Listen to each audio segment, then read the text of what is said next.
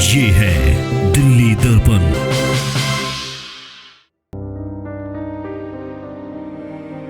पिछले 3 हफ्ते से लगातार 3 हफ्ते से ज्यादा समय हो गया लगातार दिल्ली का पानी 100 MGD कम आ रहा था।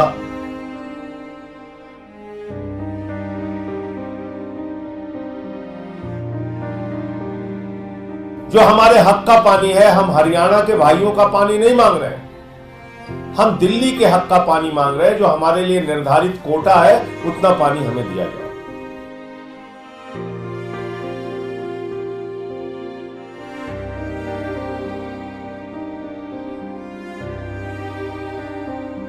मुझे भाजपा के लोग दुनिया का कोई विज्ञान बता दें, भारत के प्रधानमंत्री कोई विज्ञान बता दें, कोई एक ऐसा तरीका बता दे बीजेपी के लोग जिससे पानी बनाया जा सके। दिल्ली की जल मंत्री आतिशी जी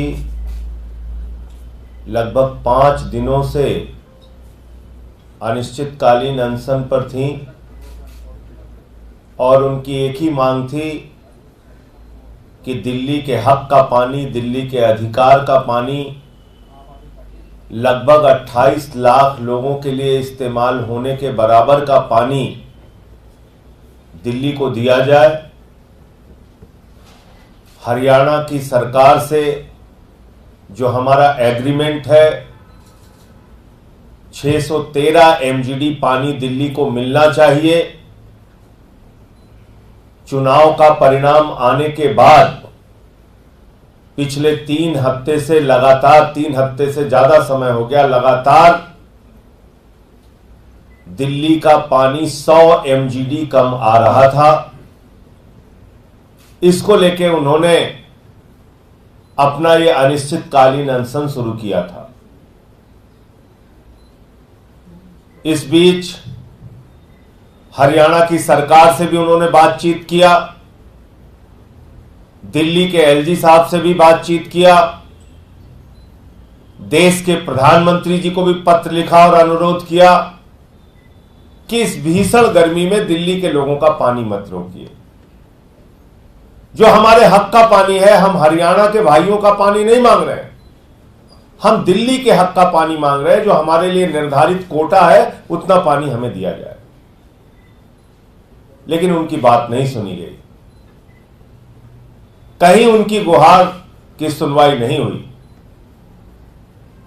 और दिल्ली के लोग इस भीषण गर्मी में पानी के संकट से लगातार जूझ रहे हैं। आप यकीन नहीं करेंगे, 1994 में दिल्ली के पानी का कोटा निर्धारित हुआ था। 1994 में,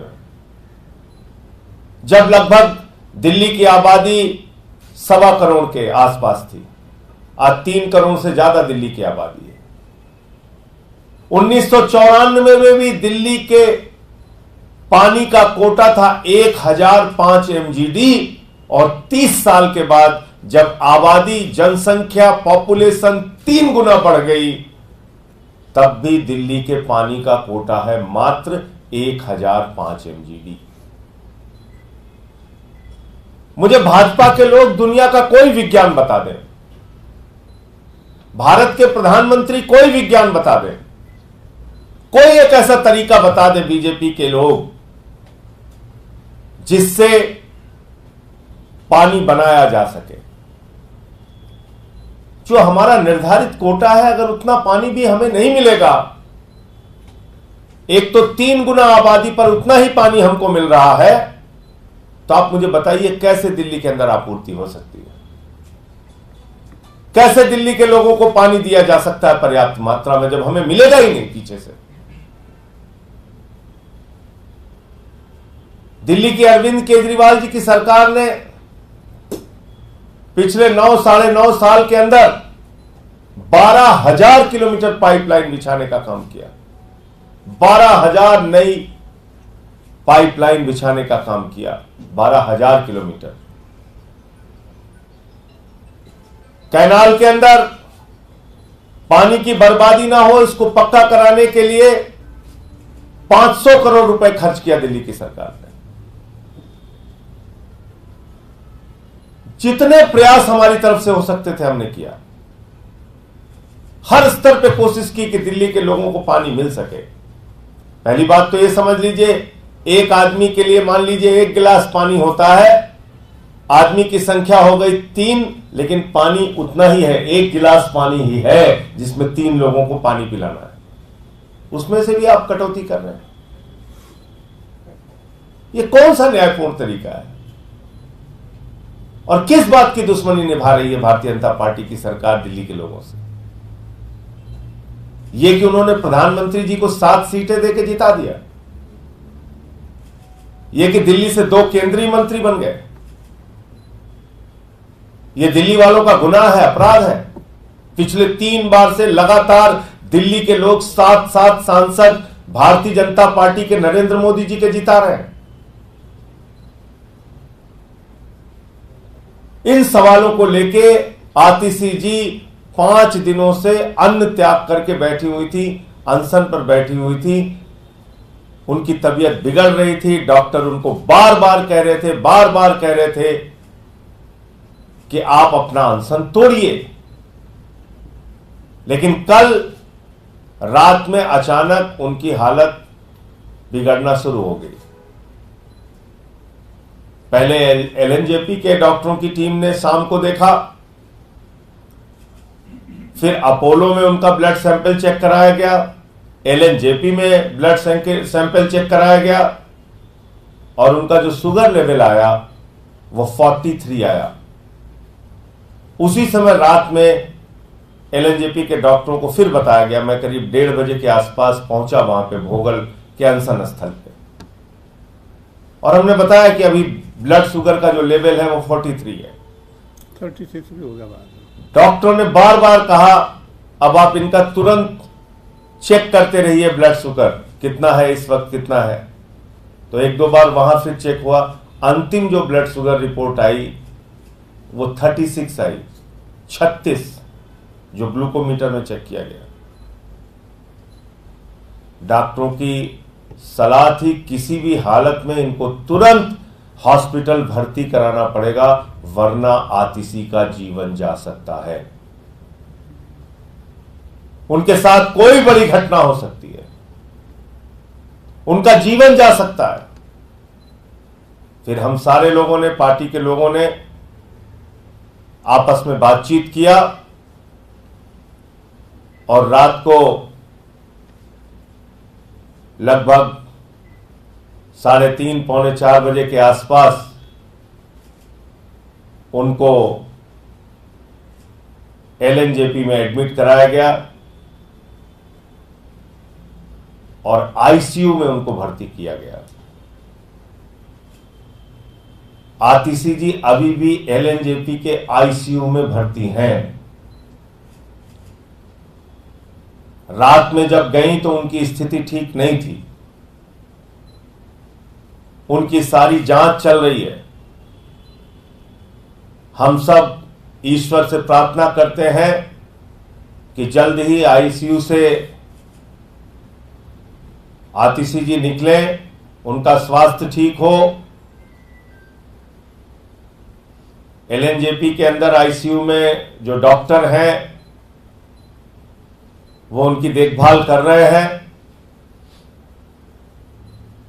और आज हम लोग भारत के प्रधानमंत्री को भी चिट्ठी लिख रहे हैं, उनसे भी अनुरोध कर रहे हैं कि आप दिल्ली के हक का पानी दिलवाइए, जो हमारा अधिकार है वो पानी दिलवाइए। बीच में हमारा प्रतिनिधिमंडल दिल्ली के उपराज्यपाल महोदय से भी मिला था और उनसे भी हम लोगों ने अनुरोध किया था कि आप हरियाणा के मुख्यमंत्री से बातचीत करके इस समस्या का समाधान कराइए। उन्होंने उसी दिन शाम को 4 बजे हरियाणा के मुख्यमंत्री से बातचीत की थी, जिसकी उन्होंने मीडिया के माध्यम से सूचना भी दी आप लोगों को और आश्वस्त किया कि दिल्ली को पानी मिलेगा। इन सब परिस्थितियों को देखते हुए अब इस लड़ाई का जो अनशन की लड़ाई थी, जो अनिश्चितकालीन अनशन की लड़ाई थी, उसको विराम दिया जा रहा है। लेकिन सारी विपक्षी पार्टियों को लामबंद करके संसद के अंदर पानी की आवाज को बुलंद करने का काम हम लोग करेंगे। दिल्ली में पानी की उपलब्धता हो, ये प्रयास हम लोग करेंगे। मौसम भी ठीक हुआ है, थोड़ा बहुत बारिश भी हुई है पिछले दिनों में, तो मुझे उम्मीद है कि पिछले 2 दिनों से थोड़ा थोड़ा पानी की मात्रा तो बढ़ी है। जो 100 MGD कम था वो लगभग 90 MGD पानी कम हुआ है, 10 MGD पानी बढ़ा है। तो ये धीरे धीरे जो पानी की मात्रा है वो भी बढ़ेगी और स्थितियां बेहतर होंगी, ऐसी उम्मीद है। और मैं इस संबंध में प्रधानमंत्री जी को भी चिट्ठी लिख रहा हूं। मैं अनुरोध करूंगा हमारे सांसद ND गुप्ता जी से कि वो भी अपनी बात आपके सामने रखें।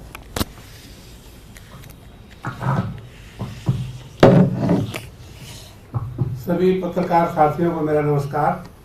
वैसे बहुत ही डिटेल में माननीय सांसद श्री संजय सिंह जी ने अपनी बात कही और किस प्रकार से ये आज की डिमांड जो है, आज जो गुहार है पानी के लिए, वो आम आदमी पार्टी की नहीं है, हमारी नहीं है, ये दिल्ली के हर एक नागरिक की गुहार है कि पानी जो है केंद्र सरकार, हरियाणा सरकार जो हमारे हक का पानी है वो हमें दे। मैं एक बात यहाँ कहना चाहता हूँ, ये जेठ का महीना भी 3 दिन पहले खत्म हुआ है और जेठ का बड़ा पवित्र महीना होता है। इसी में भी गंगा जी का भी अवतरित हुई थी, गंगा जी भी, और वो ये लेके हुई थी पानी की जो है किसी प्रकार की समस्या न हो। और आपने देखा जेठ के महीने में तो निर्जला एकादशी, ये दशहरा था, जगह जगह छबील लगाई जाती है, जगह जगह प्याऊ लगाई जाती है। इन सब चीज़ों को दरकिनार करते हुए आज केंद्र सरकार, चाहे हरियाणा सरकार, चाहे हमारे लेफ्टिनेंट गवर्नर दिल्ली के, सब ने इस बात को बिल्कुल ध्यान न देते हुए दिल्ली को पानी के लिए तरसा दिया। और कोई मतलब जब नाजायज डिमांड नहीं है, जैसे अभी आदरणीय संजय जी ने कहा कि 1994 के एग्रीमेंट के हिसाब से जो एग्रीमेंट हुआ था उसके बाद 3 गुना पॉपुलेशन बढ़ गई है और हमारा पानी का इंटाइटमेंट उस हिसाब से बढ़ा है। और ये बात जब हमारा दल मिला था अभी सब जो है लेफ्टिनेंट गवर्नर जी, उनके संज्ञान में भी लाई गई ये बात कि आप इसको भी ध्यान रखते हुए, और नहीं तो इमीडिएटली पानी जो है, चाहे एक और इसमें कहने की बात है, हिमाचल प्रदेश भी पानी देने के लिए तैयार है, पंजाब से भी पानी ले सकता है, लेकिन पानी तो हरियाणा के माध्यम से आएगा, वो पानी में रोक लिया जाता है। कितना बड़ा अन्याय है आज दिल्ली वासियों के साथ। पानी का कहीं से भी अरेंजमेंट कर लीजिए आप, उसको तो आएगा हरियाणा से, हरियाणा ने कसम खाई कि पानी को नहीं जाने देंगे। तो अभी इन सब समस्याओं को देखते हुए अनशन की पे अतिथि जी गई, माननीय मंत्री, जल मंत्री, उन्होंने भी डिमांड रखी। आज उनकी पोजीशन नहीं हॉस्पिटल में है, लेकिन आज जो है संजय जी ने भी आपके सामने समक्ष रखी बात कि हम जो है प्रधानमंत्री जी भी गुहार लगाएंगे, उनको भी चिट्ठी लिखेंगे और आने वाले समय में इस समस्या का हल हो जाएगा। तो ऐसा लगता है भगवान भी प्रसन्न हुए हैं। जिस दिन अतिथि जी ने अनशन किया था उस दिन भी थोड़ी बारिश आई और आगे बारिश की मात्रा बढ़ती जा रही है। इन शब्दों के साथ आप हमारी बात आपके माध्यम से केंद्र सरकार को, प्रधानमंत्री को, लेफ्टिनेंट गवर्नर को और हरियाणा के चीफ मिनिस्टर तक पहुँचे और जो आज जो उन्होंने कसम खाई नहीं दे उसको कसम को तोड़े और जल को जो है छोड़े। इन शब्दों के साथ थैंक यू। संजय जी, ओम बिरला जी एक बार फिर से स्पीकर बनाए जा रहे हैं। मैं तो अभी आप सबके सामने यहाँ प्रेस कॉन्फ्रेंस में हूँ और रात लगातार हॉस्पिटल में रहा, तो लोकसभा स्पीकर के लिए अभी चयन वोटिंग होगी नहीं होगी, सर्वसम्मति से चुने जाएंगे, वो देखने के बाद ही कुछ बोलना ठीक होगा। क्या खत्म हो गया? अब आईसीयू में एडमिट है, दवा शुरू हो गई है, तो इसको इस अनिश्चितकालीन अनशन का विराम हो गया है। लेकिन आंदोलन के जो दूसरे रास्ते हैं उसको हम लोग अपनाएंगे, जो हमारा पानी का हक है उसको लेने के लिए। स्पीकर वाले पद पे उन्होंने संपर्क किया है विपक्ष से, और दूसरा ये भी है कि क्या आप लोग स्पीकर विपक्ष जो है वो स्पीकर पद के लिए उम्मीदवार को खड़ा करेगा। आपकी क्या इसमें देखिए, इसमें मेरी राय ये है कि ये सबसे ज्यादा चिंता का विषय एनडीए के घटक दलों के लिए है। इंडिया गठबंधन के दलों के लिए भी चिंता का विषय है और एनडीए के घटक दलों के लिए भी चिंता का विषय है। आज मेरी बात हो सकता है टीडीपी के मित्रों को और जेडीयू के मित्रों को ना समझ में आ रही हो, लेकिन इस पार्टी का इतिहास उनको जरूर याद करना चाहिए। पिछले 10 साल में 6-7 सरकारें अलग अलग राज्यों में तोड़ फोड़ के गिराई है बीजेपी ने। जहां तक टीडीपी का सवाल है, टीडीपी खुद उसके 4 सांसद राज्यसभा में तोड़कर बीजेपी में शामिल किए गए थे। भारत के संसदीय इतिहास में पहली बार ऐसा हुआ कि लगभग 150 सांसद, जब ये चुनाव नहीं हुआ था उसके पहले का जो सत्र हुआ उसमें निलंबित करके बाहर किए गए थे। लगभग 150 सांसद दोनों हाउस के मिला के। तो आप कल्पना कर सकते हैं कि इन परिस्थितियों में स्पीकर महोदय अगर भारतीय जनता पार्टी के अनुरूप उनके हिसाब से काम करेंगे तो एनडीए के घटक दलों के लिए कितना खतरा हो सकता है और किस प्रकार से उनकी पार्टियों को खंडित विखंडित किया जा सकता है, ये सब होगा। आप लोग भी देखेंगे, हम भी देखेंगे। न कहीं आप जा रहे हैं, ना कहीं मैं जा रहा हूं। तो इसके अलावा दूसरे जो मामले हैं संसद में आप लोग क्या क्या मुद्दे उठाएंगे, क्या तैयारी आप लोग कर रहे हैं? पानी का एक तो आपने बताया कि आप लोग बात करेंगे विपक्ष। देखिए, सबसे बड़ा सवाल इस वक्त दिल्ली के लिए पानी का है। वो पानी का मुद्दा हम लोग उठाएंगे। पूरे देश के लिए सबसे बड़ा सवाल है नीट एग्जाम और पेपर लीक।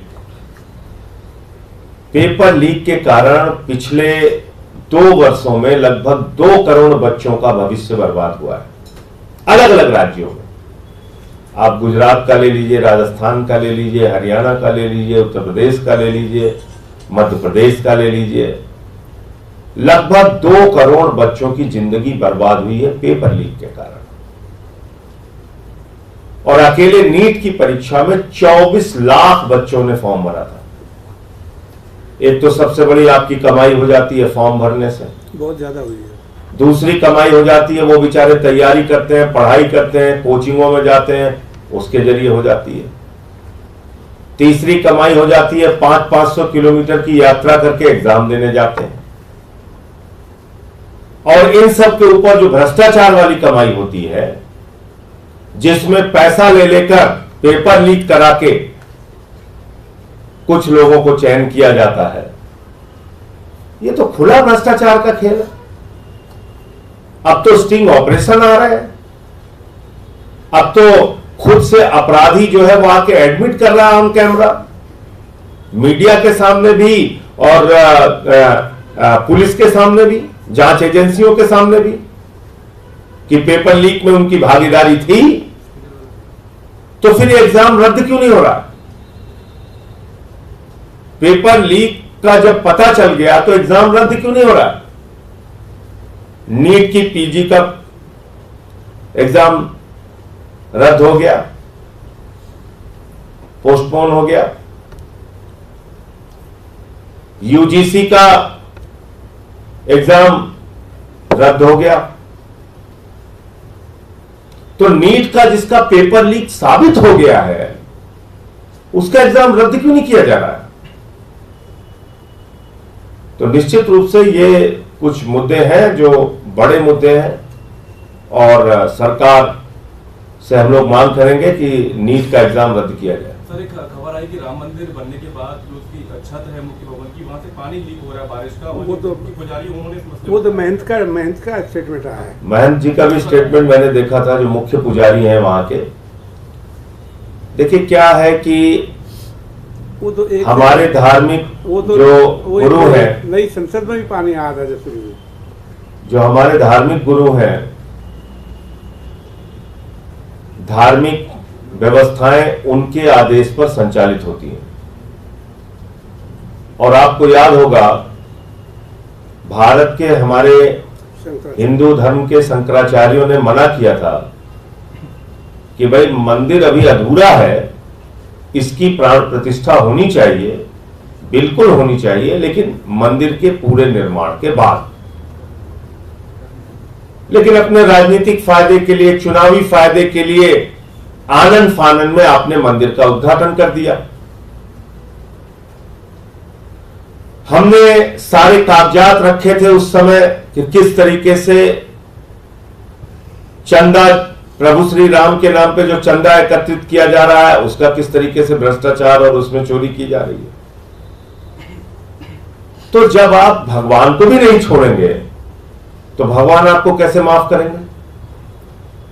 जब आप भगवान को भी नहीं बख्शेंगे तो भगवान आपको कैसे बख्शेंगे? मैं तो बार बार कहता हूं ना, प्रभु श्री राम पथ गमन मार्ग हमारे यूपी में बना हुआ है। अयोध्या, कुशभवनपुर, सुल्तानपुर, प्रतापगढ़, कौशाम्बी, प्रयागराज, चित्रकूट, जिन जिन इलाकों से प्रभु श्री राम होकर गुजरे उन सारी जगहों में बीजेपी हार गई, अयोध्या हार गई। तो आप ये समझिए, प्रभु श्री राम अब नाराज है बीजेपी से। पता नहीं उन लोगों को क्यों नहीं समझ में आ रहा है, इतना अहंकार अच्छा नहीं है। और गाना बजाते हैं आप लोग, जो राम को लाए हैं हम उनको लाएंगे। अरे आप राम को थोड़ी ला सकते हैं भाई। भगवान श्री राम को इंसान नहीं ला सकता। वो इस प्रकृति के निर्माता है, वो इस सृष्टि के रचयिता है, वो हमारे आराध्य देवता है। आप कह रहे हैं आप ही राम को लेके आए हैं। तो ये सब अहंकार मुझे लगता है पसंद नहीं आया। और अभी तो और बहुत सारी चीजें इसमें। लेटेस्ट खबरों के लिए सब्सक्राइब करें हमारा YouTube चैनल या फिर लॉग इन करें www.delhidarpantv.com। खबरों की कवरेज और विज्ञापनों के लिए संपर्क करें।